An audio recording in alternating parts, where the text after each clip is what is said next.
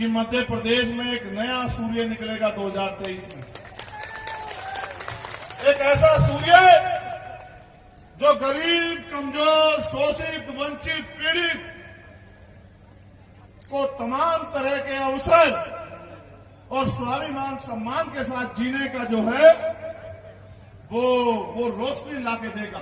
1 महीने 2 महीने के बाद आंधी तूफान का रूप लेगी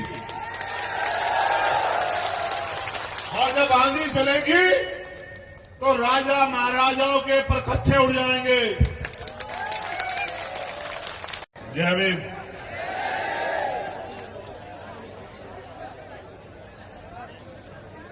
काफी लंबा समय हो गया आप लोगों को यहाँ, सुबह से शाम हो गई है ना। मैं कोशिश करूंगा कि बहुत कम समय में अपनी बात को खत्म कर दूं, लेकिन मेरा एक आग्रह है, निवेदन आपसे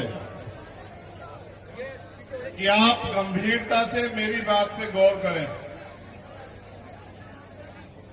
और मेरा मानना है कि जब आप मेरी बात पे गौर करेंगे और उसके अनुसार कार्य करेंगे तो आपकी बहुत सारी समस्याएं हल हो जाएंगी।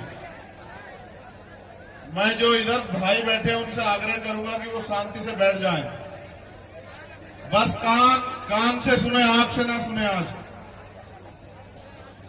किसी को रोकने टोकने की बजाय अपने कान जो है वो तैयार रखें कि जो मेरी बात को आप सुन पाओ। रोका टोकी, हाय हल्ला करना बंद कर दो। अगर आप बंद कर दोगे तब फिर मेरी बात को सुनो, समझ पाओगे। ठीक है। जय भीम, जय भारत, जय मंडल, जय संविधान, जय जोहार। मैं तो ये सोचता हूं कि भाई आप तैयार हो चुके हैं अपनी लड़ाई को जीतने के लिए, लेकिन मेरा ये भी मानना है कि जब आप इस हालात में बैठोगे कि अगर जरा सा हिलना डुलना भी चाहो तो हिल ना पाओ, तो फिर आप क्लास देखिए। आपने स्कूल तो गए हो ना, तो जितने विद्यार्थी होते हैं उतनी तो सीट लगाई जाती है वहां। अगर विद्यार्थी ज्यादा हो, सीट कम हो और एक दूसरे के साथ इस तरह के व्यवहार में बैठे कि एक दूसरे से बार बार परेशानी हो, तो फिर बात कहां समझ में आएगी। फिर मास्टर पढ़ाता रहेगा, आप लोग अपनी परेशानी में लगे रहोगे, मास्टर घंटा पूरा करके चला जाएगा, फिर पेपर आएगा तो आप लोग अच्छे से पेपर नहीं दे पाओगे। परिणाम ये होगा कि आप फेल हो जाओगे। तो इसलिए आज के बाद याद रखना, जब भी आप सभा में आओ तो इस तरह से बैठो कि आप 1-2 घंटा शांति से बैठ सको, क्योंकि ये शरीर है और जब शरीर परेशान होगा तो मेरा मानना है कि वो आपका पूरा ध्यान उस बात पे नहीं लगने देगा जिस बात को आपको समझना है। आज अशोकनगर की इस पावन धरती पे जब आपके बीच पहुंचने का मौका मिला है, इसका सबसे बड़ा कारण यह है कि हमारे सम्मानित प्रदेश अध्यक्ष भीम आर्मी, यहां के जिले के अध्यक्ष और यहां की तमाम टीम का यह अनुरोध था कि हम अशोकनगर जरूर आए। और इतनी बड़ी संख्या में जिन साथियों ने मेहनत करके, जैसा मुझे बताया गया, कई ऐसे छोटे भाई हैं जिन्होंने बस से, मोटरसाइकिल से, पैदल जा जाके लगभग इस जिले के 900 गांव तक हमारी बात को पहुंचाने का काम किया। ऐसे सभी सम्मानित छोटे भाइयों का मैं दिल की गहराई से धन्यवाद करता हूं। मैं अपनी बात की शुरुआत करता हूं।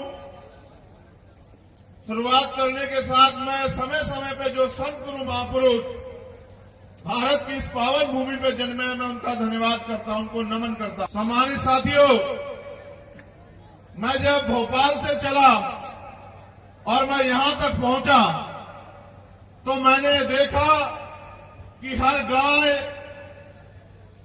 गांव और चौराहे पर हमारे लोग कड़ी धूप में अपने काम धाम को छोड़ के कई कई घंटों से हमारे स्वागत में और अपनी परेशानियां, अपनी बात बताने के लिए खड़े हुए थे। मैंने बार बार उनसे जब मैं मिला, मैंने उनका धन्यवाद किया और मैंने उनसे पूछा कि आप लोग यहां क्यों खड़े हो। उन्होंने मुझसे कहा, मैंने जब उनसे यह भी कहा कि भाई आज आपने अपना काम क्यों छोड़ा, तो उन्होंने कहा कि 364 दिन हम लोग काम करेंगे, लेकिन क्योंकि आज हमारा भाई यहां से गुजर रहा है, उसके विश्वास को मजबूत करने के लिए मध्य प्रदेश में हम लोग अपना काम छोड़ के यहां खड़े हैं।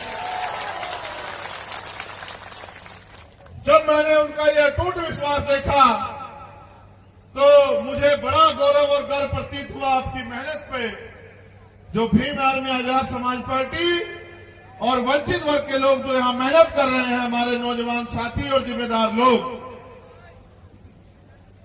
मैंने उनसे यह भी कहा, जो मैं आपसे कह रहा हूं, कि आप कड़ी धूप में भूखे प्यासे अपने छोटे छोटे साधनों से तमाम तरह की मुसीबतें, परेशानियों को झेल के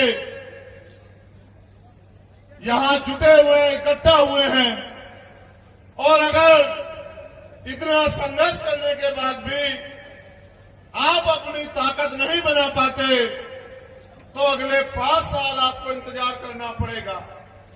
मेरा ऐसा मानना है कि 5 साल इंतजार करने का समय अब नहीं रहा है। हमें आने वाले 2-3 महीनों में अपने आंदोलन को जमीन पे बड़े तेजी से चलाना होगा और गांव-गांव में जिस तरह से आपने इस सभा के लिए 800-900 गांव में जाने का काम किया, उस तरह से आज मेरे द्वारा बताई गई बातों को रिकॉर्ड जो लोग कर लेंगे, मीडिया के साथी, क्योंकि वो लोकतंत्र का चौथा स्तंभ है, या जो बहुजन मीडिया के साथी रिकॉर्ड कर लेंगे, आप उन बात को नोट कर लेना और अपने जिले के एक गांव में जाके, और जो अन्य मध्य प्रदेश के साथी हैं वो अपने अपने जिलों के हर एक गांव कस्बे में जाके मेरी इन बातों को गांव-गांव तक, लोगों तक पहुंचाने का काम करना। अगर आप ऐसा करने में सफल हो पाए तो मैं पूरी जिम्मेदारी से कहता हूं कि अगले 5 साल आपको किसी के आगे, किसी सरकार के आगे, किसी व्यक्ति के आगे, किसी नेता के आगे हाथ नहीं फैलाना पड़ेगा, ऐसा मेरा विश्वास है। हमारी लड़ाई जो हम लोग दूसरे लोगों पर निर्भर हैं, चाहे वो रोजगार हो, चाहे वो पढ़ाई हो, चाहे वो न्याय की प्रक्रिया हो, उन तमाम तरह की जो निर्भरता है उसको खत्म करके अपने लोगों को आत्मनिर्भर बनाने की, अपने पैरों पे खड़े होने की लड़ाई है। सम्मानित साथियों, भारत में लोकतंत्र है। लोकतंत्र में जनता के पास सबसे ज्यादा शक्ति है। अगर वो अपनी शक्ति का सही प्रयोग करे तो मेरा ऐसा मानना है कि जिन समस्याओं के लिए वो रोज सरकारी दफ्तरों के चक्कर लगाते हैं, जिन समस्याओं के लिए वो रोज मंदिर, मस्जिद, गुरुद्वारे में जाके प्रार्थनाएं करते हैं, भारत के लोकतंत्र में बाबा साहब अम्बेडकर के संघर्ष से, उनके त्याग बलिदान से, उनके 4 बच्चों कुर्बानियों से भारतीय संविधान ने लोकतंत्र को वो शक्ति दी है कि एक गरीब, कमजोर, वंचित वर्ग का बेटा भी इस देश की सर्वोच्च कुर्सी पर जाके बैठ सकता है और उस कुर्सी के जरिए आपकी तमाम परेशानियों से आपको मुक्ति दिलाने का काम कर सकता है। सम्मानित साथियों, मैंने पिछले 10 साल मेरे 2 करीबी, एक मंजीत मेहरा जो हमारे भाई मिशन जी सिंगर है, वो पिछले 10-12 साल से लगातार मुझे देखते आ रहे हैं। पिछले 10-12 साल से लगातार सारा सुख चैन, तमाम तरह की सुविधाएं, तमाम तरह के अवसरों को त्याग कर मैं और मेरे साथी बाबा साहब अम्बेडकर के अधूरे सपने को पूरा करने के लिए दिन रात घर से निकलकर गली गली, कस्बे कस्बे, गांव गांव, शहर शहर और पूरे देश के एक कोने में जाने का काम करते हैं और वहां रहने वाले लोगों को अपने महापुरुषों का त्याग, बलिदान, संघर्ष बता के और उनकी गुलामी की मुक्ति किस दरवाजे से होगी ये बताने का काम करते हैं। यहां मिशनरी भूमिका में मेरी छोटी बहन रानी बोध है, रुपेश कैन है, नीरज चंचोरिया है, विनोद अम्बेडकर है। मैं ये मानता हूं ये छोटी सी हमारी नन्ही सी प्यारी सी वीरांगना बहादुर बहन रानी बोध, मेरा ऐसा भरोसा है एक दिन ये मध्य प्रदेश ही नहीं, भारत की और दुनिया की